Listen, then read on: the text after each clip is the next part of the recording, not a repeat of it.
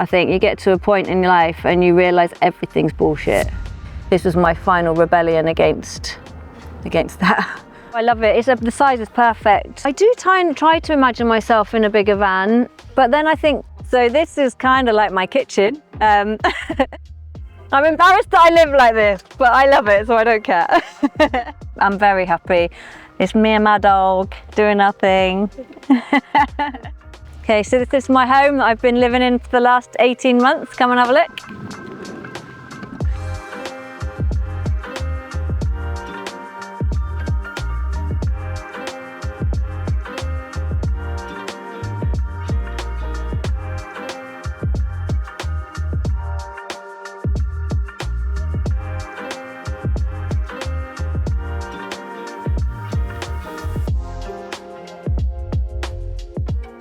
Alright guys, welcome back to another video. Today we're meeting up with Kat, who embraced freedom and is living full time in the tiniest van.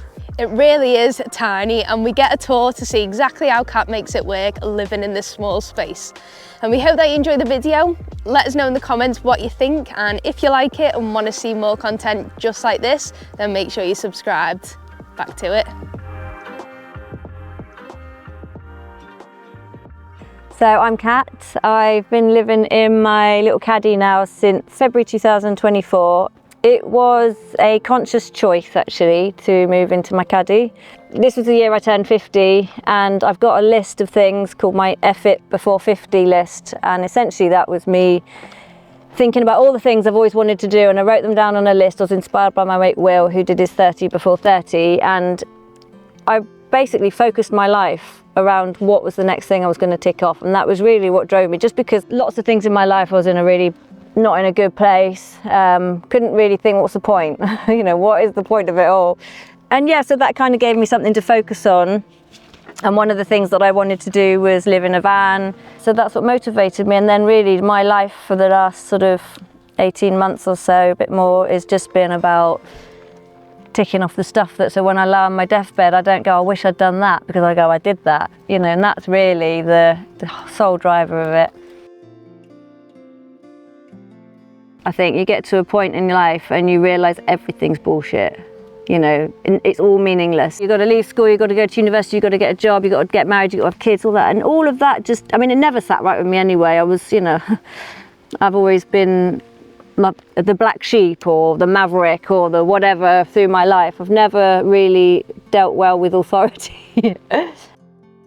Certain things happened in my private life, and then obviously we had COVID, which I think was kind of the catalyst to me saying I don't want to be part of this system anymore. And it felt so meaningless, you know, you're like working really hard to make someone else rich, and actually consequently you just end up tying yourself into more and more knots and more debt and more responsibilities and contracts. And you don't get any richer, you know, the price of living goes up, and essentially you're just always hand to mouth almost, even though you're earning really big money, and because it all comes about image and how you look. And I think probably when I got to this point in my life where I decided to move into my van, this was my final rebellion against that. Living in a house, you know, every time something comes through the letterbox, it's going to be demand for money, or you've done something bad. In this van, no one can post me any shit. They can't post me any letters. So I feel like I'm completely out of the system here, you know, and I mean, unless they send a series of police cars down the road to capture me, you know, I feel free.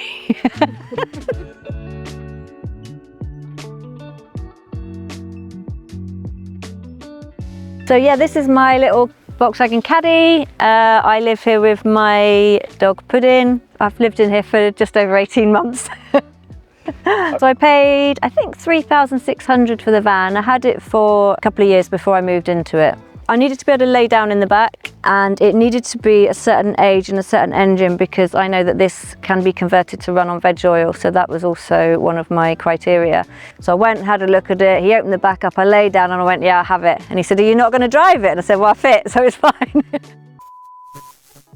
Alright guys, a huge shout out to our sponsor today, Waterdrop. It's super important to have clean, safe water, especially when you're on the road. You don't want to end up like this woman. And that's why we use the Waterdrop 10UA Pro under sink water filter. So I fill my water up from all sorts of places, from campsite hoses dirty public taps, and even random service stations. No, go. Yeah, after you. Yeah. And I use my water for everything from washing the dishes, brushing my teeth, and even making me morning coffee. So having a proper filter gives me real peace of mind. I can enjoy my coffee with no nasties and even save money by not buying out. This filter is honestly one of the easiest, most cost-effective upgrades you can add to your setup. The best part, no drilling required. It literally takes just a few minutes to connect straight to your cold water line under the sink. Job done. And it comes with suction cups on the base to keep it stable. The Waterdrop 10 UA Pro has 20 times more dirt absorption. It reduces PFAs, lead, chlorine and other harmful substances, and it's made from BPA-free and lead-free materials, meeting NSF, ANSI 42 and 372 standards.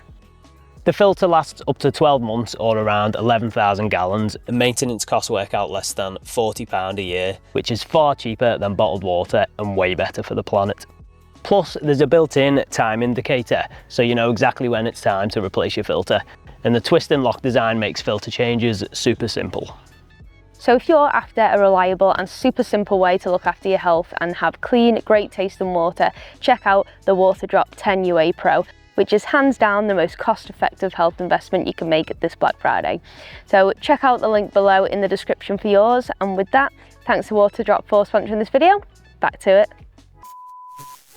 I wanted something small because I wanted to be able to be nimble with it. I didn't want to have something that was going to be difficult to go down country lanes or park in like little areas. I wanted to be a bit stealth. So when I bought it, I only intended to sort of have weekends away and things like that, and it was as it is now basically. So there's just ply on the inside.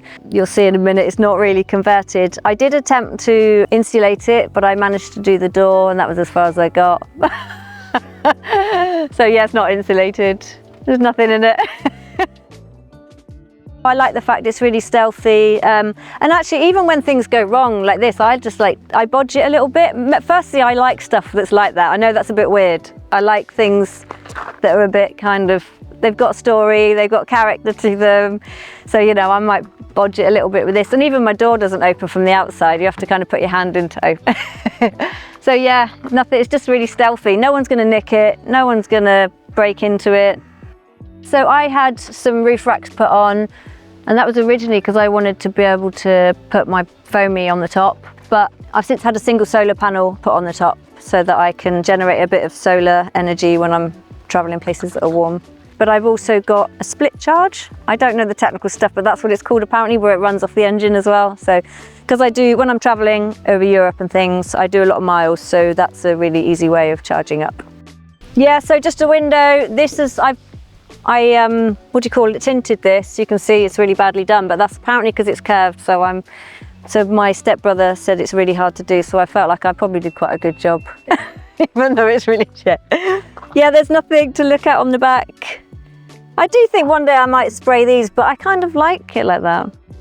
So this side, again, the only sort of feature, I guess, on this side is where the guy drove into the side of my van. You can see here, which originally the door didn't close properly, but Andy, my van DIY man, if you like, pulled it out enough that the door was still usable.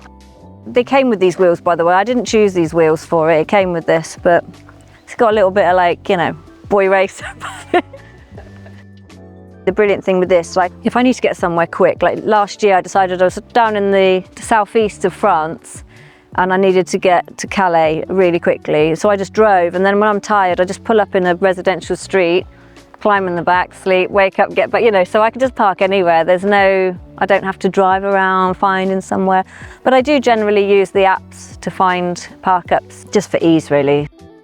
I love it. The size is perfect. I do try to imagine myself in a bigger van, but then I think things will be easier, and then that kind of loses the reason I'm doing it, which is the challenge. I think probably if I was going to change one thing of this to make it better is that I would, because when I sit on my bed, I still can't quite sit up straight. That's the only thing about this entire van that I would probably wish was different. Apart from that, I just love it.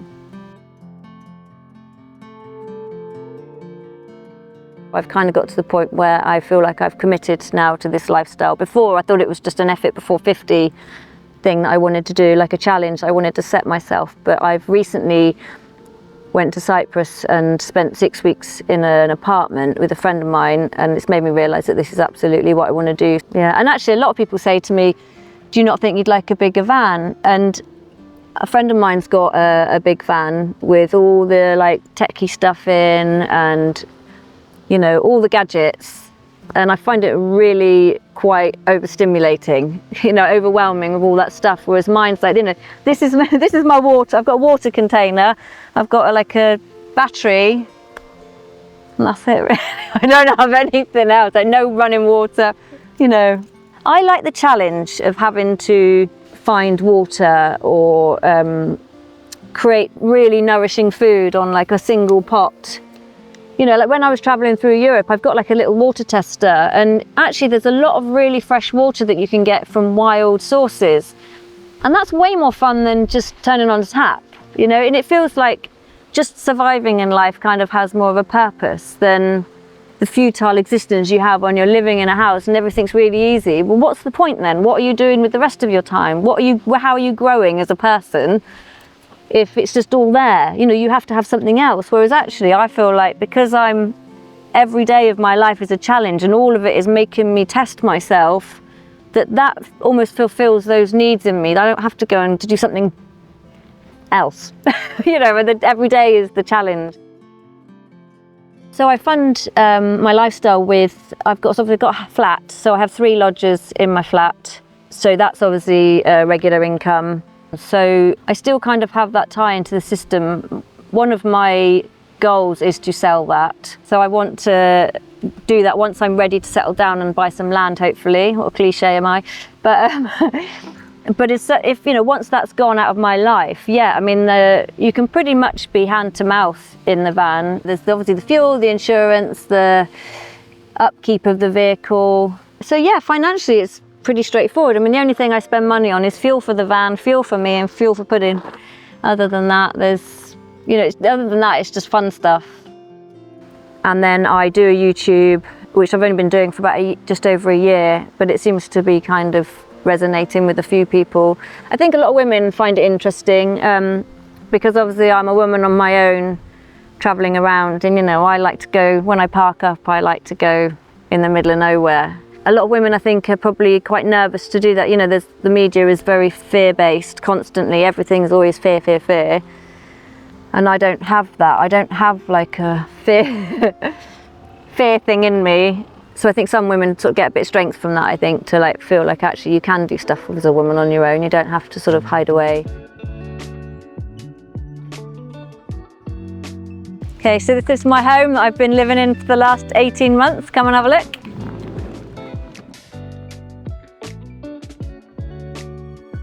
So this is kind of like my kitchen. So I took the seat out of here and made it flat. And then I've put in these drawers, which is where I store my food. I've got some more storage at the front there, which is like water, but also my window coverings and things like that, and my dog food. I've got one gas little cooker thing here, but I've also got one of the ones that you can, in fact, actually the little screwy one is the one that I use most. The intention was to cook outside, and I've got a little pulley out cantilever at the back, which I put under my bed, but I can't be bothered, and actually it's quite windy usually, whereas what I tend to do is just open the window and I cook just inside there. I'll show you how I do it.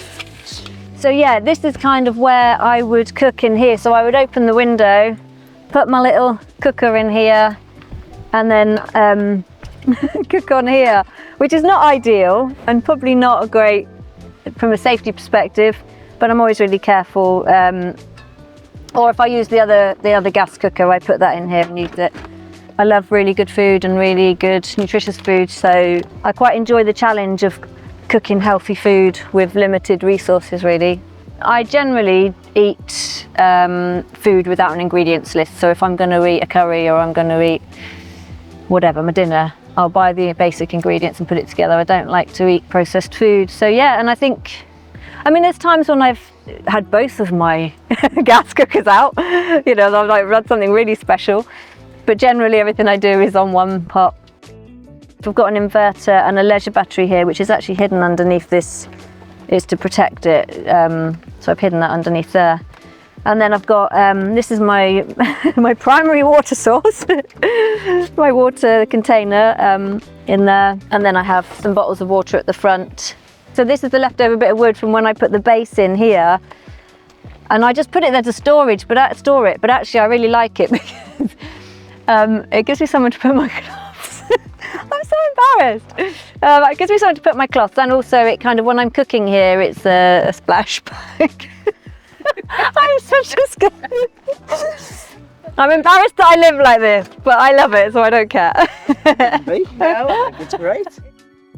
No, I'm completely off grid. I don't need to go anywhere or to power up, or because I have a portable leisure cube in the back as well. So I've got a 12-volt charge in the back which I can plug in. So when I'm driving, it charges that one up, and it doesn't take any time at all to charge. To be honest, I only probably need to do, I don't know, like 30 miles and it's charged up. So sorry, pudding's like making a wet mess.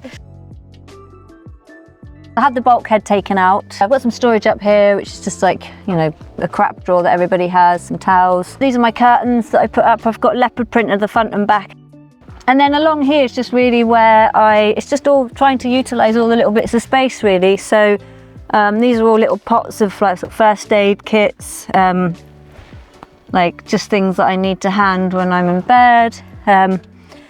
Obviously my bed, which is basically the self-inflating mattress that I had when I first moved in, and then on top of this is like a really luxurious mattress topper which I folded in half and put it inside a duvet, and actually it's really comfy. It's quite hard, but that's kind of how I like it. It's smaller than a single because it was a part of a bunk bed, and I had to cut it down widthways and lengthways to fit it in, and it's not quite as long as me, but once I've got like obviously the underside of the duvet, that double mattress topper and the thing on top, it fills the gap nicely.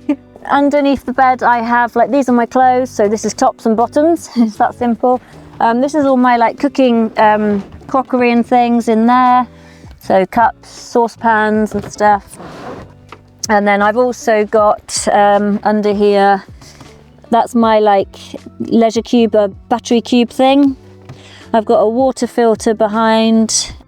Tucked in under here, you can probably see it, is like a little desk that I can pull out, and I can either use it for prepping food or cooking or working on. And then I've got a poof here, which forms part of the double bed if I have that laid out, but also it's really good for storage. And if I want to have a seat outside, I can take the whole thing out and just have a nice comfy seat outside. I've got a diesel heater, which has been an absolute godsend. It's remote control, so I can just put it on when I'm in bed. But within about 3 minutes, I'm like, I can't breathe, I've got to turn it off again. So it kind of goes on and off, you know. But yeah, it's been amazing. So this side is like, this is kind of my bedroom, if you like, my dressing table. Kitchen roll, a bit of decoration. This is my mirror, the only one I have. Other than that, I have to use the windows or the outside of the van. This is my emergency pea pot, which we won't look at. I've got a washing up bowl in here. So one of these that you can do my washing up. And then this is like bin liners, cloths, washing liquid, that sort of stuff. Yeah, and that's kind of it. It's really basic. I've got like a strip light here, and then I've got one under here for cooking in the dark. But for probably the first year, I didn't have any light in here. I just used to go to bed when the sun went down and get up when it came up. It's more natural, isn't it? Yeah, and it's quite nice, which is another reason why I don't put the curtains across that, or I just put the curtains rather than the window things, because then you wake up with a natural light, which is really nice. So I've got a solar shower behind my driver's seat, which I fill up with water and put it on the roof if I need to. And then I've also got like a little shower pump in here. So if I want to, and a shower curtain actually, so if I really wanted to have a proper shower, I can use that.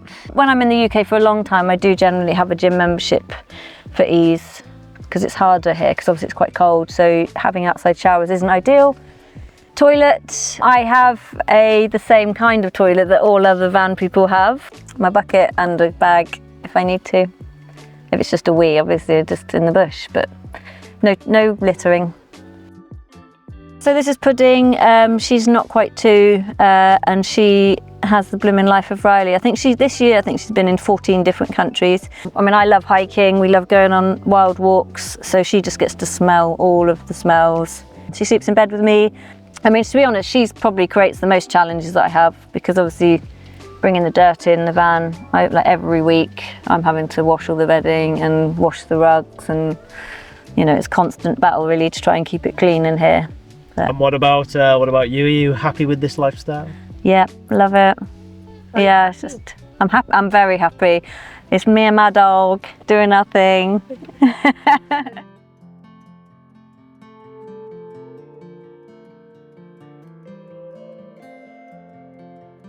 I do actually genuinely love all of it. The hardest thing, I guess, the more challenging things, which probably consume a lot of my time, are things like showers and toilets. Because obviously I don't have a shower or toilet in here. So those are challenging, but I found ways around it. But again, I think, you know, like most people just go and get in the shower and it's nice and hot, whereas I'm like, I've got to put myself through some kind of experience to do the basic stuff. So those are probably the hardest things. So my favourite thing, I wake up every day and, you know, I don't know how to explain it. I just love the buzz it gives me constantly. What I always say to people when they talk about doing their van up and all that, I think that don't overthink it, because like some people spend so long designing their van and fitting it out and everything, and actually until you've lived in it you don't really know what you need. Like when I first moved into my van, I had a self-inflating mattress and a little gas cooker and nothing else, you know, literally nothing else. And over time I've kind of evolved it into something that makes it a little bit more livable. But you don't need very much. Just don't overthink it. Just go and try it. We're so conditioned to have everything perfect, aren't we, before you actually make the leap, whereas actually doesn't need to be. It's like, it's more fun if you're not. I don't actually know how long I'm going to be doing it. I know I'm not going back into a house. I know that much. But I always say that I will be doing it as long as I'm still enjoying it. If I get to the point where it's not what I want it to be, then something else will come along. But I like to just let things flow. I'm not wedded to anything. Thanks for coming to see me in my little caddy. I hope you've enjoyed seeing what I get up to in my lifestyle. If you want to follow along, I'm on Instagram, on YouTube, and it's @itsvanlife. Thanks for watching. Really? Thanks for watching.